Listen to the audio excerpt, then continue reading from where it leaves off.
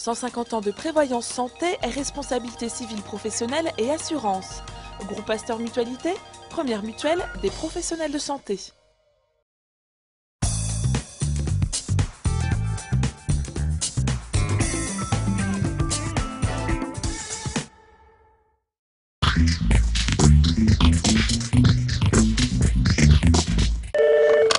HAD plateforme d'admission, Sophie, bonjour. C'est simple comme un appel. Le nouveau numéro unique de l'hospitalisation à domicile entre en vigueur. Réunis sur une seule plateforme, les secrétaires de coordination réceptionnent les appels des médecins en vue des admissions. Derrière chaque appel, c'est toute une équipe de professionnels qui se mobilise. Toutes les démarches d'admission sont faites par HAD. La seule chose que doivent faire les médecins, ce sont des ordonnances de sortie, au même titre que si le patient sortait chez lui. Nous assurons une grande partie des soins qui sont faits dans les hôpitaux.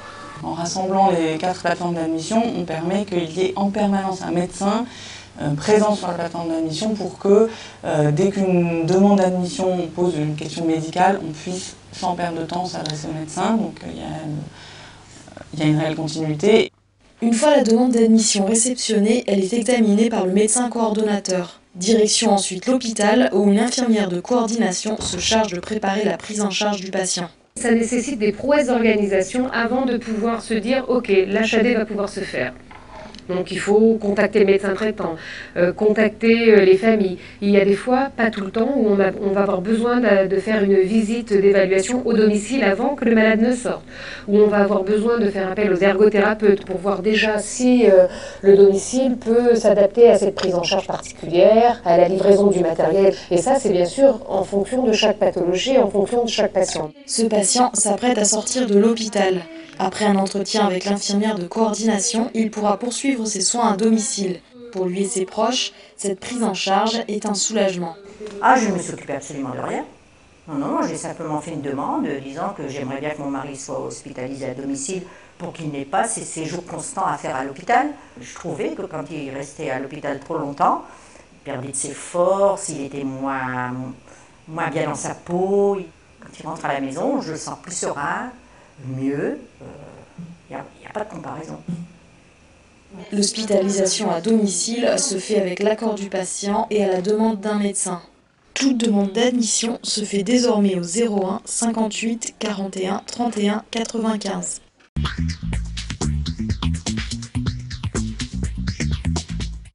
Une petite averse et tout le monde file se mettre à l'abri sous la tente du festival Globule. Et c'est tant mieux, car l'objectif de l'événement organisé le 14 juin dernier par l'établissement français du sang est de sensibiliser un maximum de personnes au don du sang. Ils sont donc nombreux, comme Julien, à en avoir profité pour faire une bonne action. Je donne mon sang parce que je pense que c'est bien de le faire. Pour les gens qui sont hospitalisés et tout, ça peut servir. Je pense que ce serait sympa de savoir qui on a peut-être aidé avec le sang ou ce qui va devenir à notre sang, quoi. Pour le savoir, pas besoin d'aller très loin. Quelques receveurs réguliers, comme Adama, sont venus rendre visite à leurs bienfaiteurs. Je suis là, je suis témoin. Moi, je leur ai dit merci parce que sans ça, je ne serais pas là aujourd'hui. J'ai une maladie qu'on appelle la drépanocytose. C'est pour ça que je tenais à cœur à venir et à dire merci à ceux qui le font. J'ai même dit merci à quelques donneurs. Comme Adama, 1 million de personnes reçoivent chaque année des produits sanguins. Les cancers, les leucémies et les polytraumatismes sont des exemples de pathologies pour lesquelles le sang est irremplaçable. Si 1,7 million de donneurs répondent présents chaque année, c'est encore insuffisant, surtout pour les groupes sanguins les plus rares comme le groupe A-. Toutes ces dernières années, on a vu une augmentation des besoins en transfusion sanguine de 3, 4, 5% par an. Donc nous devons impérativement en amont assurer une augmentation de la collecte d'autant, c'est-à-dire de 3, 4, 5% par an. Pour ce faire, l'établissement du sang investit pour l'avenir et sensibilise particulièrement les enfants. Avec le retour du soleil et quelques ballons de foot, nul doute qu'ils parviendront à leurs objectifs, aussi élevés soient-ils.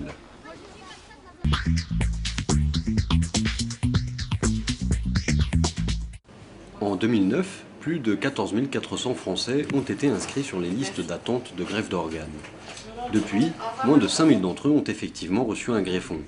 Pour lutter contre cette pénurie, l'Agence de biomédecine organise le 22 juin prochain une journée nationale de réflexion sur le don d'organes. L'objectif, augmenter le nombre de donneurs potentiels.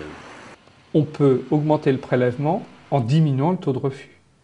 Puisqu'on part de donneurs recensés et on va arriver aux donneurs prélevés. Donc la marge entre le recensement et le prélevement, aujourd'hui c'est 50%, c'est-à-dire un donneur recensé, deux donneurs recensés, il n'y en a qu'un qui est prélevé. Pourquoi il n'est pas prélevé? Parce qu'au décours de la qualification, on va trouver une contre-indication, mais la grande majorité des cas, c'est parce qu'il va y avoir une opposition des proches ou du défunt transmis par les proches. Dans 30% des cas, la famille refuse le prélèvement d'organes. Et pourtant, d'après de nombreux sondages, près de 90% des Français souhaiteraient donner leurs organes en cas d'accident.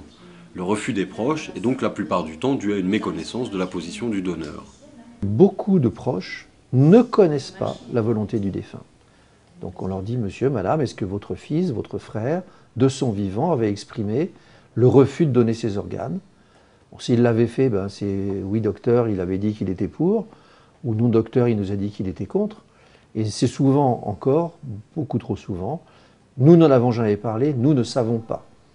Et dans ce moment de deuil brutal, ce sont toujours des deuils qui surviennent brutalement, de deuil brutal, ce n'est pas le meilleur moment pour entreprendre les proches sur est-ce qu'il était généreux. Enfin, il y a tout un dialogue qui s'installe et qui, hélas, débouche encore sur trop de refus. Des refus qui, parfois, ne correspondent pas à la volonté du défunt. Il y a un sentiment parfois de... non pas d'échec, mais se dire c'est un petit peu dommage parce que nous ne sommes pas devant une situation, une position clairement exprimée et notamment ce n'est peut-être pas ce qu'aurait voulu le défunt. Une transmission efficace de la position des donneurs ajouterait au moins 400 organes supplémentaires par an. S'il est possible de se procurer une carte de donneur, celle-ci n'a aucune valeur légale. Le seul moyen reste donc d'en parler avec des proches. Moins d'un Français sur deux l'a déjà fait. Et vous ?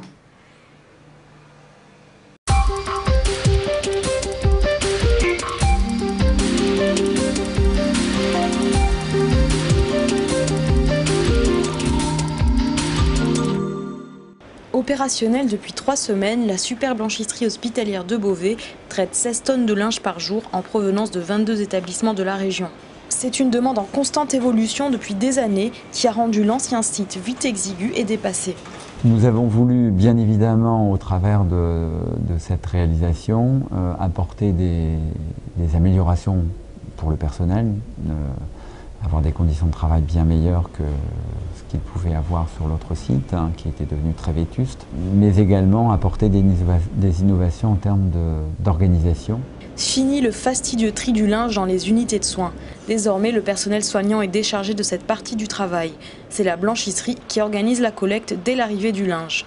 Amélioration aussi au niveau du transport. Les mêmes containers sont utilisés pour convoyer le textile propre et le sale. Les camions ne voyageant plus à vide, c'est entre 500 et 1000 km qui sont économisés par semaine. Aujourd'hui, la modernisation passe immanquablement par l'informatisation accrue du process. En jeu, la traçabilité des éléments sur laquelle repose toute l'organisation de la blanchisserie.